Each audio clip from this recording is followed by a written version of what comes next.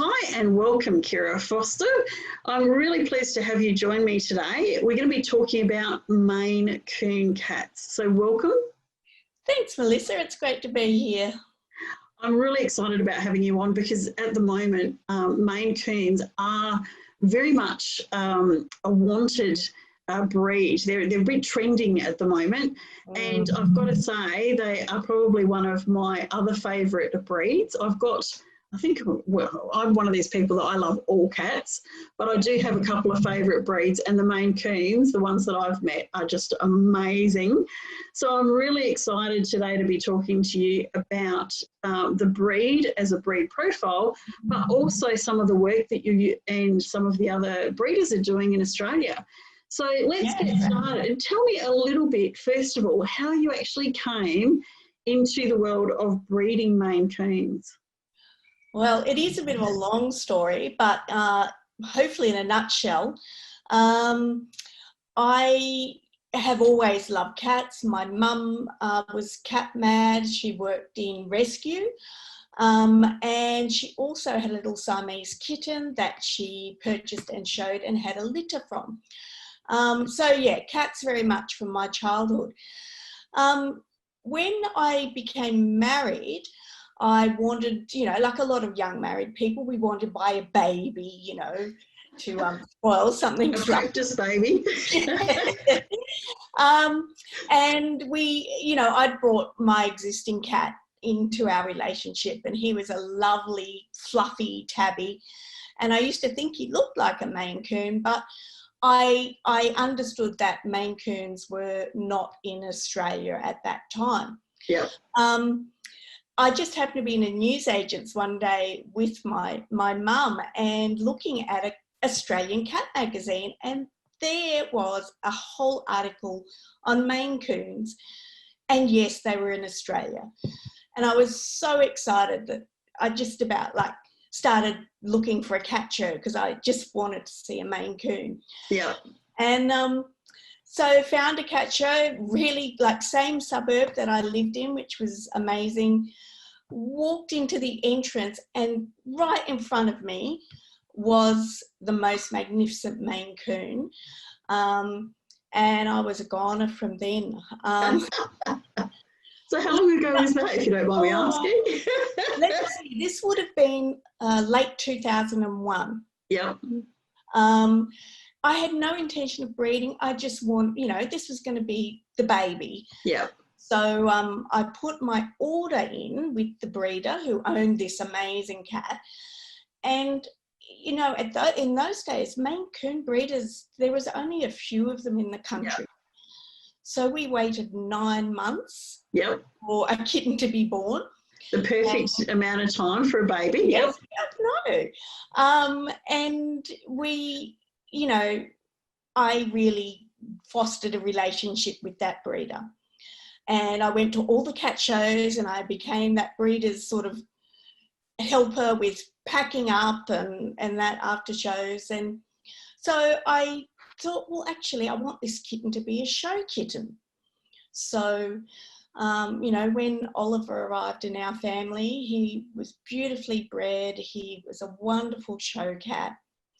And you'll hear it all the time, you just can't stop at one. Yeah. So,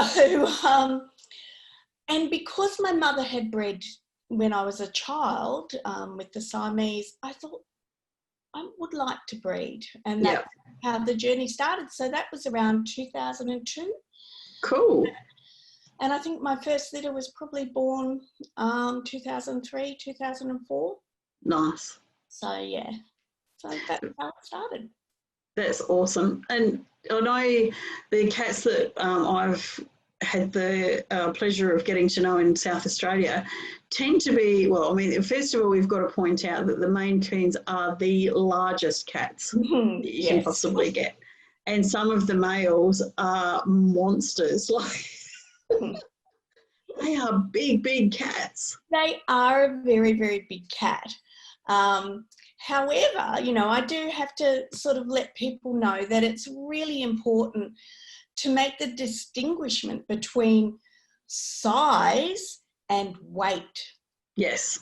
So, you know, like most Maine Coon lovers and breeders, we belong to lots of Facebook groups that are all about Maine Coons. And, you know, you see it all the time. How much does your Maine Coon weigh? And, you know, I just shake my head because it might be a very heavy, overweight cat, not necessarily a large framed cat. And in saying that too, like some of the females that I've been lucky enough to get to know and photograph some of their litters and things like that, they're larger than your average tabby cat, but they're not massive, massive cats. Yes. So you kind of have, you know, that a little bit larger than normal, right up to the quite large. Yes. There is quite a variation in size amongst the breed, just as there is in humans, you know, like we have short humans and very tall humans. Yep. So it is a bit the same with the Maine Coon, but in general, all Maine Coons, male or female, will be larger than your normal domestic cat. Yeah, absolutely. And they come in all sorts of different colours, don't they? Like there's no specific colour, breed colour that you're breeding a specific colour to, like for instance Abyssinians. I always talk about Abbeys because I've got them, but with the Abyssinians you've always got like the tawny is kind of like their colour because of the ticking, whereas Maine Coons don't have that, do they? They come in quite a variety. They come in, because they're a naturally occurring breed, they come in any colour that a normal domestic cat would come in. And so virtually anything's allowable except for those colours that are, or patterns that are really noted with a purebred fancy cat, such as, you know, we can't have points, so we can't have a Maine Coon that looks like a Burman or a pointed ragdoll.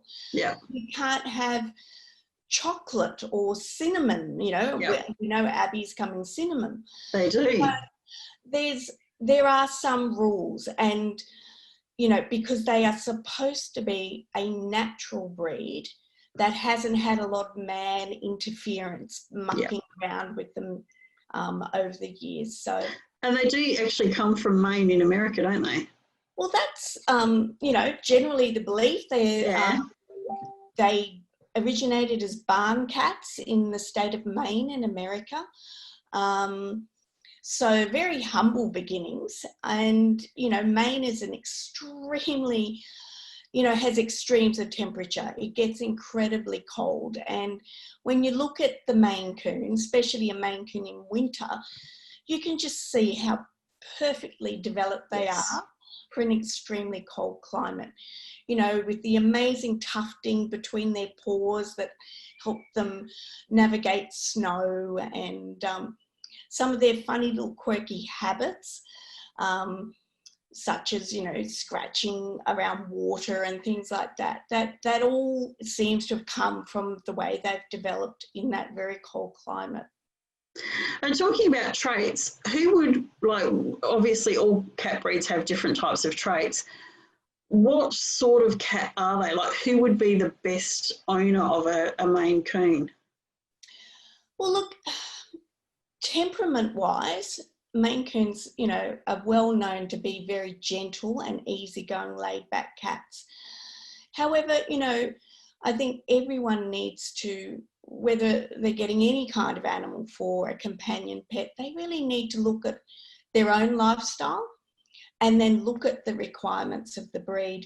You know, we know Maine Coons are a semi-long hair, so that does mean there's going to be some grooming involved. They're not as high maintenance as, say, a Persian, but their coat will mat if it's left to its own devices. And you'll get hairballs and other things that can actually be quite dangerous to the health of the cat. They're quirky. So one of the things I mentioned is the way they love scratching around water. Well, it's more than that. Most Maine Coons will actually paw at their water bowls. Yeah.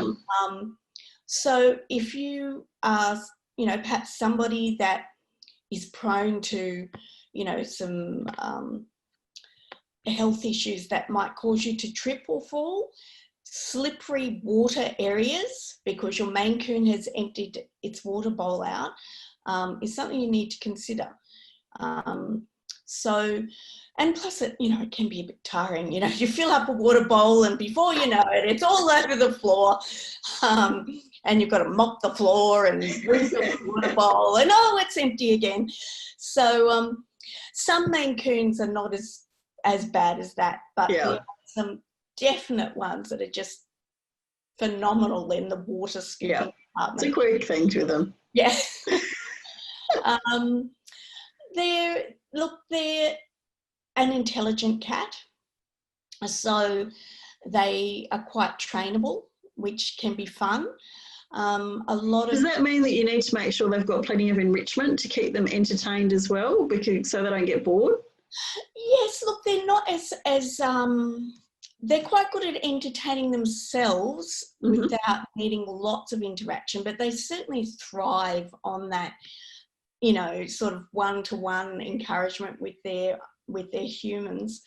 I think, though, the fact is that they're thinkers, so you have to be very careful about keeping them secure, because they will figure out how to open doors. Yeah. They will, not all, but, they love to dart through doorways, which can be quite scary when your beautiful Maine Coon, that is worth a lot of money, takes off out of the front door when you've just opened it carrying in the shopping. Yeah. Are they many of them get harness trained? They're quite good with harnesses, yes. Yep. We have harness trained a couple of ours. I mean, it's always going to be with the cat that the cat walks you, not you walk the cat. Yes, exactly. I have heard of people that have actually taken their cats on harnesses sort of for proper walks, whereas ours... adventure style cats, yeah. But, they're certainly able to do that sort of thing. Yeah. But, it's not that common. And being that they're a large cat, I suppose, with beds and stuff like that, do you need special sizes of cat things? Like you mentioned water bowls. Do you need larger water bowls because they're larger cats, or are they happy to squeeze into a box like most cats are? They're a cat, Melissa. The smaller the box, the better. Oh, cats are funny, aren't they? Oh, they are. To see some of these huge things squeeze themselves into tiny boxes. But no, generally their size is, maybe it's just that I'm so used to them now, but we've never had to make any major adjustments based around their size. Yes, look, a good heavy water bowl is a good idea. Lots of people have success with water fountains. I've tried that and mine just dug water fountain out everywhere. But others have success. I mean, every cat's different, but in general, the size is not something that you have to adjust too much for. Yeah. Are they affectionate, or are they a lap cat, or do they like to have a little bit more of their own space and be a bit more independent? You've got a generalisation that they're more of a companionable cat than a lap cat. So I wouldn't be looking at buying a Maine Coon based on wanting a lap cat. Having said that, every night in our house we have at least 4 sprawled across my husband's and my lap. So again, it's an individual cat thing. Yeah. But I would just recommend, don't have your heart set on having a cuddle buddy for a Maine Coon. Accept your baby as it is going to be.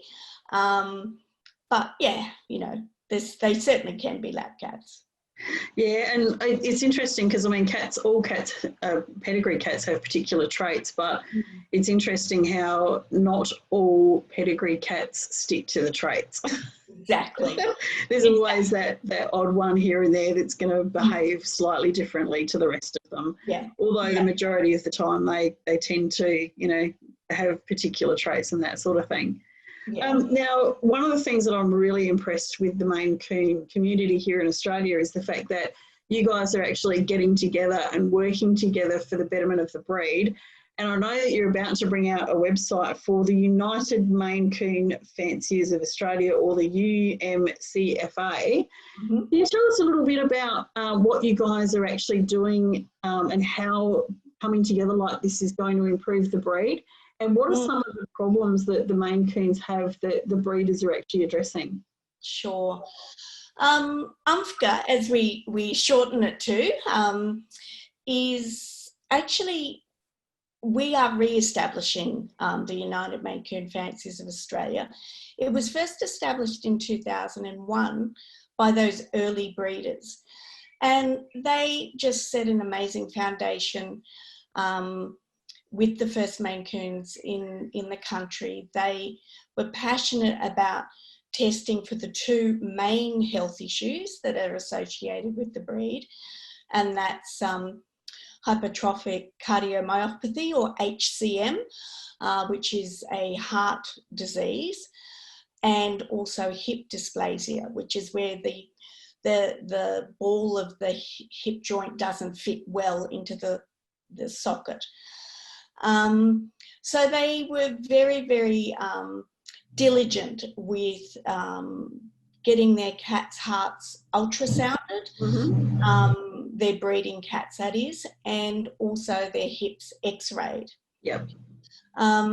So the breed had got a really good start here in Australia.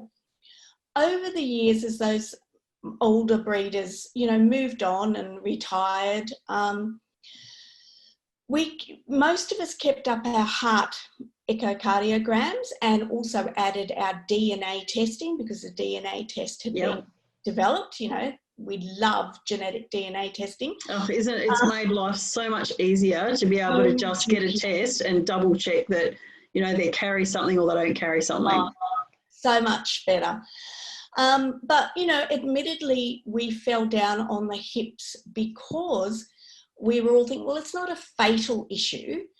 And, we can, if we'd all know if a cat had hip problems.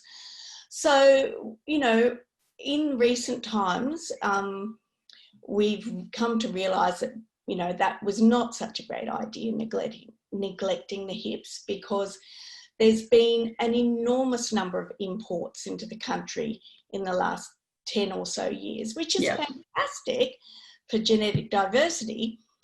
But we did start having some hip issues. And when we started x-raying these cats, we found even cats that looked, moved really well, had no obvious signs, that the x-rays were telling us a different story. Yeah. So a group of us that remembered the old UMFGA decided, hey, we really need to pull together. We sent a note off to all the old breeders and said, hey, we'd really like to restart this. Would we have your permission? And they were very gracious. So, all this year we've been working really hard on trying to re-establish UMFGA, and set out exactly what our mission and our vision for the Maine Coon breed in this country is, and for the breeders that are the caretakers of the breed. So, obviously, DNA testing, echocardiograms for our hearts, and now hip x-rays plus scoring. And we're so excited that we've got Dr. Jennifer Richardson in WA, who is a highly, highly trained, qualified radiographer, has agreed to work with us and establish a Maine Coon hip scoring scheme. Fantastic. She's been fantastic in helping us set this up. She does like all the dogs and all that sort of thing. Mm-hmm. Yeah. But the thing is, cats are very different from dogs. Yes. Yes. So to have this wonderful person who is going to dedicate herself to learning herself about a Maine Coon cat, in the sense of, how do we actually develop this so we get accurate readings for a cat? Yep. And Maine Coons in particular. Mm. So that is something we're super excited to be rolling out, and we're very, very close to launching. The website is built and very quietly live, although we're not publicising that quite yet. And, you know, we're hoping very soon to take members, which can be breeders or pet owners who just happen to love their Maine Coons and want to support the breed, you know, in sort of a bigger picture. Yep. So yeah, that's kind of where we're heading. But our main emphasis is just encouraging and supporting breeders to learn about health issues and to do the appropriate testing, and just support where we can. And I suppose too, that's also going to mean that you're going to be able to network better between each other and work out, you know, what lines you can use that and keep that diversity in Australia. Because I suppose one of the biggest problems in Australia with cat breeding in general is that trying to keep that nice genetic diversity, and it can be a bit of a challenge. Because cats, although a lot of people seem to think, you know, cat breeding and dog breeding is very similar, there's a lot of differences. And I mean, obviously the hip dysplasia in the larger animals has got a similarity, but like you said, X-raying a cat and looking for the cat dysplasia is very different to that of a dog. It is. And I mean, dogs, you can actually get frozen semen sent across to be able to breed with, and you just cannot do that with a cat. And for the reasons of that will have to be another podcast at some stage to explain the sex life of cats. So different. You're laughing right now. I can say, if there are dog people listening here, they are completely different species in the sex department. Absolutely.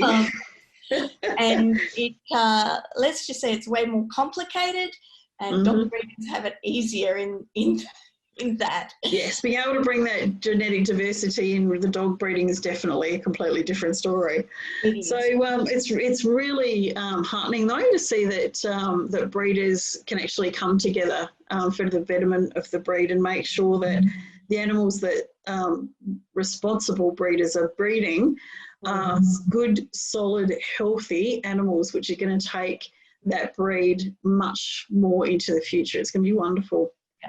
Now, one of the things that I love about the Maine Coons is, particularly in winter, their tails. Like, they look like massive big feather dusters, and their little ear tufts at the top of their ears, they've got those little ear tufts.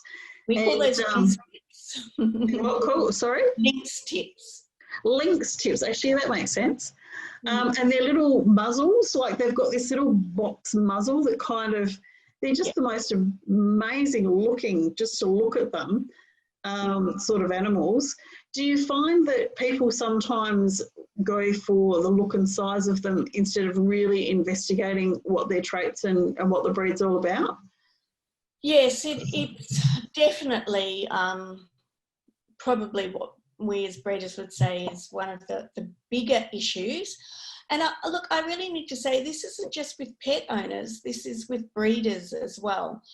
You know, new breeders that are just full of enthusiasm, just like a pet owner, will often just fall in love with the look of the breed without, you know, just educating themselves about, you know, the quirkiness of the breed, the health issues of the breed, general day-to-day life with, you know, a Maine Coon, which, you know, I think is wonderful, but it's certainly, you know, there's a lot of fur, for example.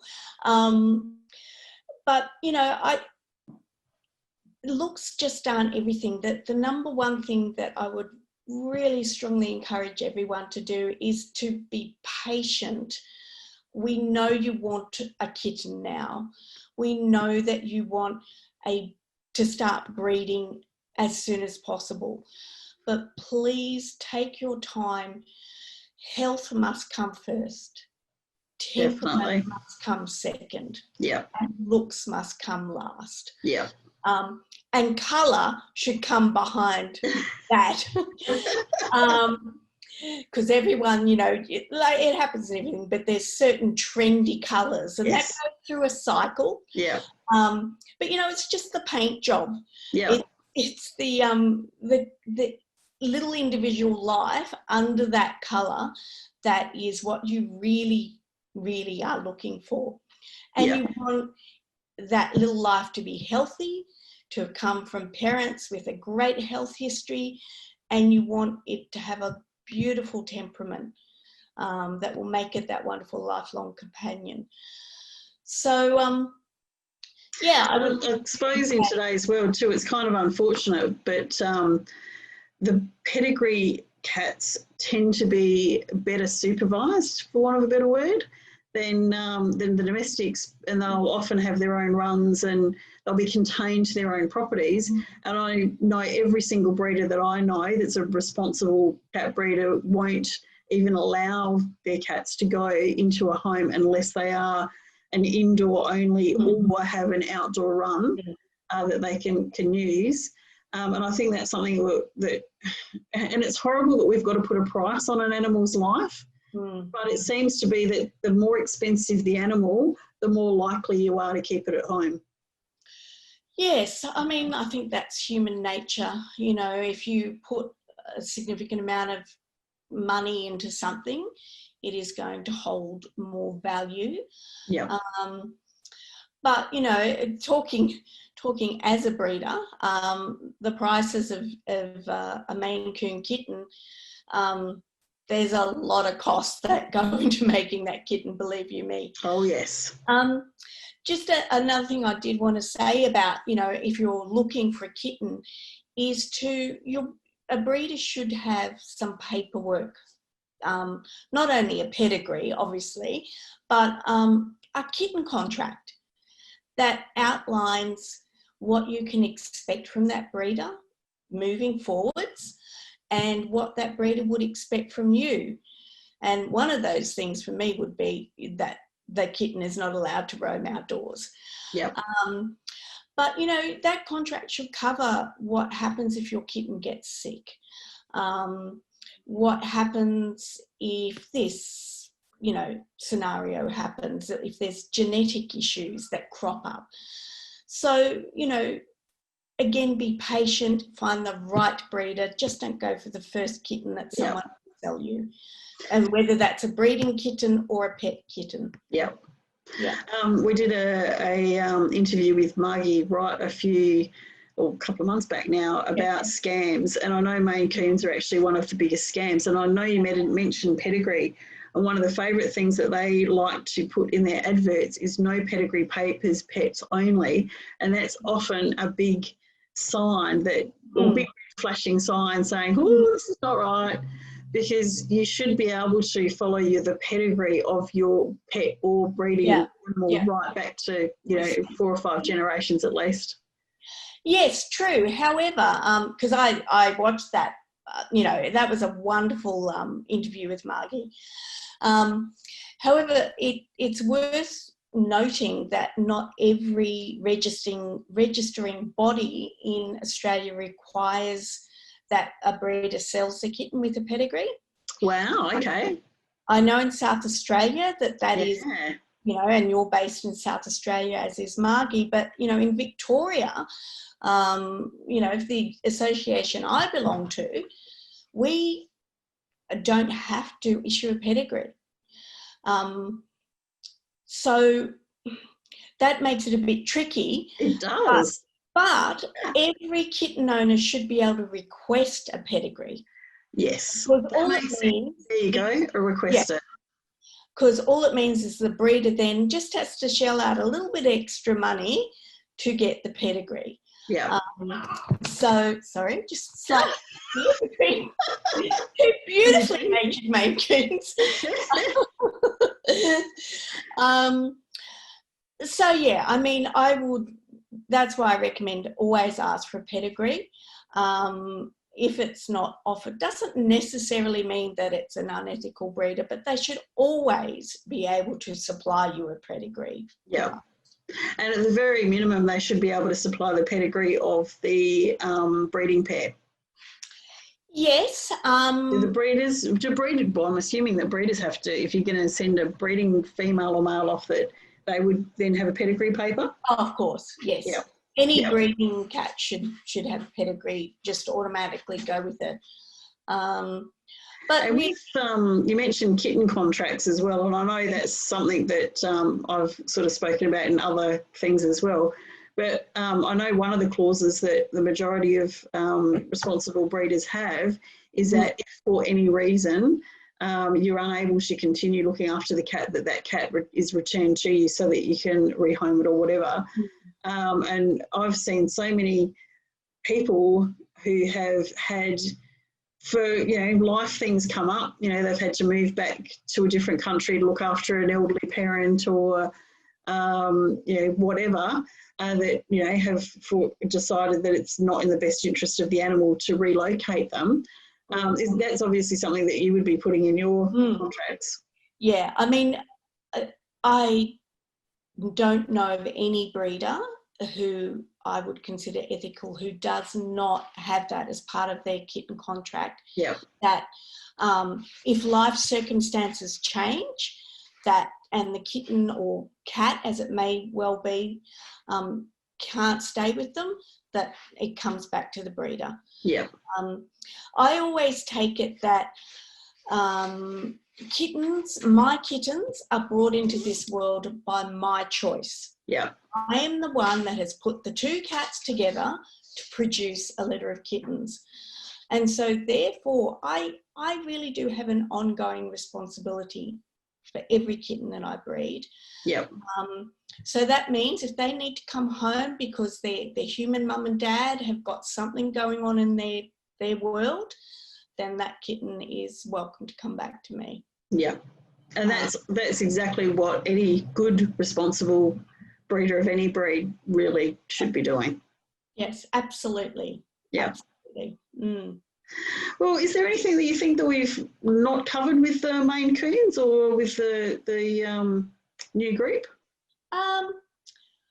Look, I just would encourage people that yes, United Maine Coon Fanciers Australia, we do have a Facebook page that's been going for quite some time now, and we've got a lot of followers, which is fantastic. Please keep an eye out because we are going to be launching properly soon. We will be hoping to really grow our membership, especially with breeders, because we want to help resource them with this fantastic new, partnership with Dr. Richardson. We've got, between sort of the working group that's putting together, we've got decades of breeding experience. And we really want to see, especially new breeders, get off on a good footing. We can give advice to help so many pitfalls and and be there to hold hands when things go wrong and there to cheer when great stuff happens. And, for pet owners, we're going to continue on our Facebook page, with our educational posts, our fun posts, and, if you want to be a member, we will absolutely love having your support. Excellent. All right, well, thank you again, Kira, for joining me today. It's been really interesting finding out more about this breed. I've got to say, they're one of my favourite ones. I love photographing them, whether they're in the studio or on the cat bench at the shows. They're just such characters, and their facial expressions are just beautiful. I just absolutely love them. Yeah. So thank you so much for your time. You're welcome. Thanks so much for having me.